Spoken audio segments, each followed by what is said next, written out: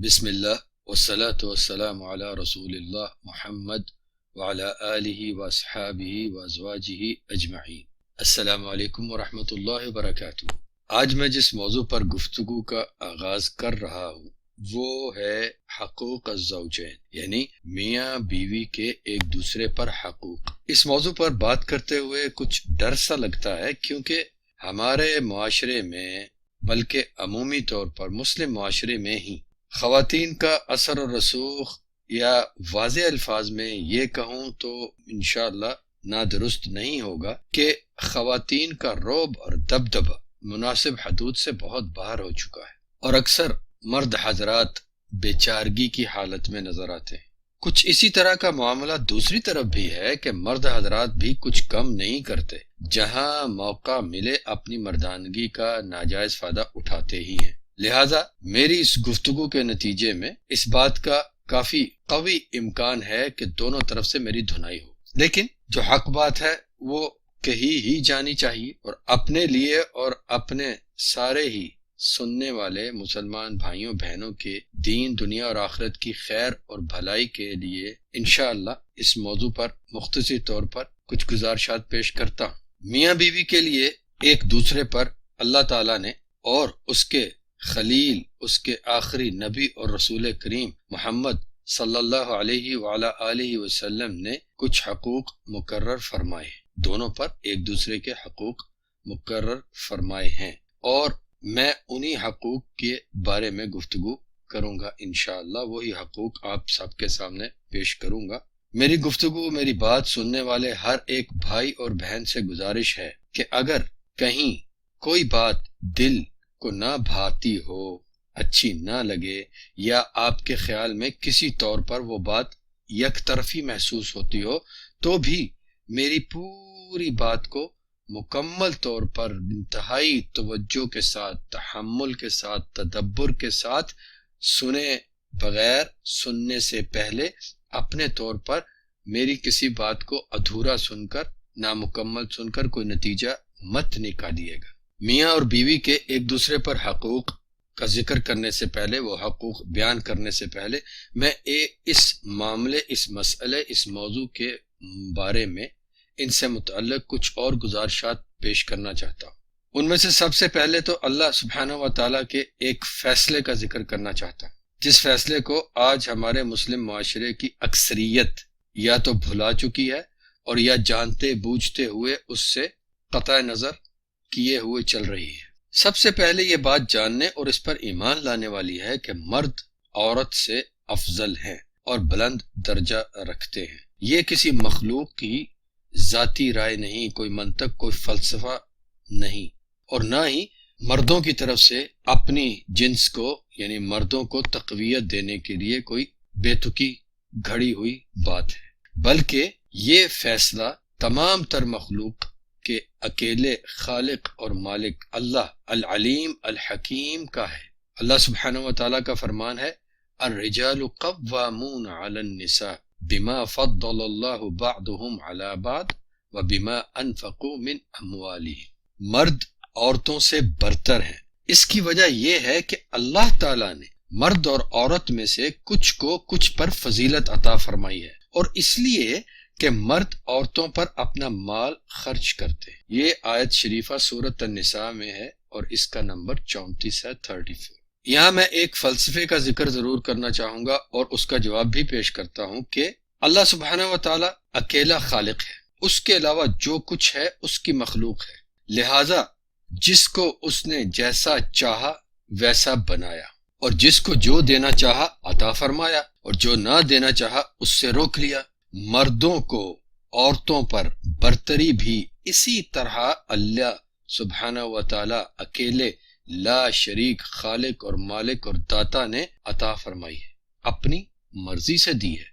کسی کے لیے کوئی گنجائش نہیں کہ وہ کوئی فلسفہ گھڑ کر اللہ تعالیٰ کے کسی بھی کام کا انکار کرے یا اس پر اعتراض کرے۔ ایسا کرنے والا دائرہ اسلام سے خارج ہو جاتا ہے۔ مثلا اگر کوئی یہ سوچے کہ عورتیں مرد سب برابر ہیں، جی عورتوں پر مردوں کو اگر افضلیت دی گئی ہے تو اس لیے دی گئی ہے کہ وہ عورتوں پر خرچ کرتے ہیں، اور اگر عورت خود اپنے اوپر خرچ کرے، بلکہ الٹا کسی وقت ایسا ہو کہ عورت مرد پر خرچ کر رہی ہے تو وہ افضل ہو گئی، یا اگر مرد عورت پر خرچ نہیں کر رہا تو کوئی افضلیت نہیں رہی۔ ایسے فلسفے جھاڑنے والے آیت شریفہ کی پہلے حصے کی طرف شاید توجہ نہیں کرتے، یا جان بوجھ کر لوگوں کو گمراہ کرنے کے لیے اس کی طرف توجہ نہیں کرنے دیتے، جس میں اللہ سبحانہ و تعالیٰ نے یہ فرما دیا کہ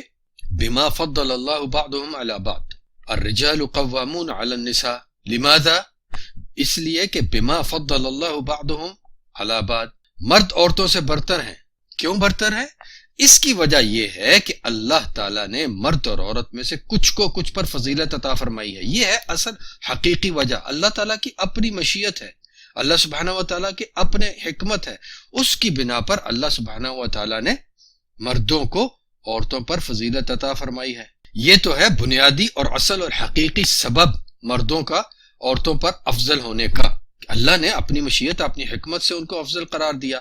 اس کے علاوہ، اس بنیادی سبب کے علاوہ ایک اور سبب بھی اس افضلیت کا اللہ تعالیٰ نے بیان فرمایا، اللہ نے اسے قبول فرمایا سبب ہونا، اس لیے اللہ تبارک و تعالیٰ نے اس کو بیان فرمایا کہ ایک سبب یہ بھی ہے کہ مرد عورتوں پر اپنا مال خرچ کرتے ہیں، اپنے مال میں سے کچھ خرچ کرتے ہیں، لیکن یہ حقیقی اور اصل سبب نہیں ہے۔ اگر یہ سبب نہ بھی ہو تو بھی بہر صورت اللہ کے حکم سے، اللہ کے فضل سے جو اس نے عطا کیا، اللہ نے مردوں کو عورتوں پر افضل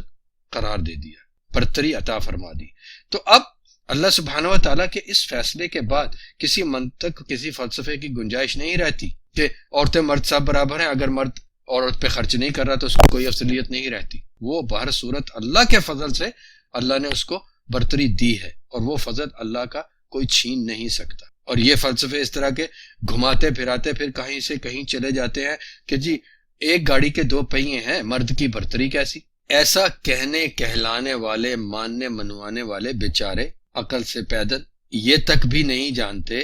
یا جانتے ہیں تو پھر ان کی عقلوں پہ پردے پڑ جاتے ہیں کہ گاڑیوں کے چلنے کا نظام کیا ہوتا ہے۔ پہیے 2 ہوں یا 10، ان کو گھمانے کے لیے، ان کے ذریعے گاڑی چلانے کے لیے کوئی قوت درکار ہوتی ہے، اور وہ قوت مہیا کرنے والی چیز کو انجن کہا جاتا ہے۔ اگر انجن کام نہ کرے یا مناسب قوت مہیا نہ کرے تو برابری کا دعویٰ کرنے والیاں پہیا صاحبات کب تک اور کیسے گھومتی ہیں؟ دیکھیے تو، بتائیے تو۔ اور ان کی شخصیات اور ان کے خاندان کی گاڑی کہاں پہنچتی ہے؟ جس معاشرے میں یہ پہیے کسی تحکم یعنی کنٹرول کے بغیر گھومتے ہیں، اس معاشرے کی گاڑی کہاں پہنچتی ہے؟ کہاں جاتی ہیں وہ گاڑیاں؟ کس ٹریک پہ دوڑتی ہیں وہ گاڑیاں؟ یہ باتیں درست عقل رکھنے والا ہر شخص جانتا ہے، دیکھتا ہے، سنتا ہے۔ لہذا یہ فلسفہ عملی طور پر خود کو خود ہی جھوٹا ثابت کرتا ہے، اور یہ بات روز روشن کی طرح صاف اور واضح نظر آتی ہے کہ مرد اور عورت کسی بھی معاشرے میں ہوں، کسی بھی دین اور دین کے کسی بھی مذہب یا مسلک سے وابستہ ہوں، کسی بھی صورت ایک گاڑی کے 2 پہیے قرار نہیں پا سکتے۔ عملی طور پر یہ فلسفہ مردود ہے۔ پھر اس فلسفے کے اندر مزید ایک اور فلسفہ داخل ہوتا ہے، اور وہ فلسفہ اس پہلے والے گاڑی کے 2 پہیے ہونے کے فلسفے کو کچھ اسلامی رنگ دینے کی صورت میں نمودار ہوتا ہے۔ مرد اور عورت کی برابری کے دعویٰ دار اور عورت کی آزادی اور زندگی کے معاملات میں برابر کی شرکت کے طلبگاروں میں سے کچھ لوگ بغیر انجن کے پہیے گھمانے والے فلسفے کو ذرا اسلامی رنگ دیتے ہوئے ایک اور فلسفہ شامل کرتے ہیں۔ وہ فلسفہ جس کا بھی تھوڑا سا میں نے ذکر کیا کہ مرد کے برتر ہونے کی وجہ یہ ہے کہ وہ عورت پر خرچ کرتا ہے، اور یہ اس لیے ہوتا ہے کہ عورت کو خود کمانے کا موقع نہیں دیا جاتا۔ اگر عورت خود کمائے تو پھر نہ تو مرد کو اس پر خرچ کرنے کی ضرورت رہتی ہے، نہ ہی عورت کو مرد سے خرچہ لینے کی۔ لہذا ثابت ہوا کہ عورتیں مردوں کے برابر ہیں، مگر انہیں ان کی صلاحیات استعمال کرنے کا موقع نہیں دیا جاتا۔ ایسی بے تکی ہانکنے والے بیچاروں کو اللہ تعالیٰ کے فرمان میں یہ نظر نہیں آتا کہ اللہ تعالیٰ نے اپنی ایک مخلوق مرد کو دوسری مخلوق عورت پر اپنی بے عیب حکمت سے اپنی مرضی سے افضلیت عطا فرمائی ہے، اور مردوں کا عورتوں پر خرچ کرنے والا معاملہ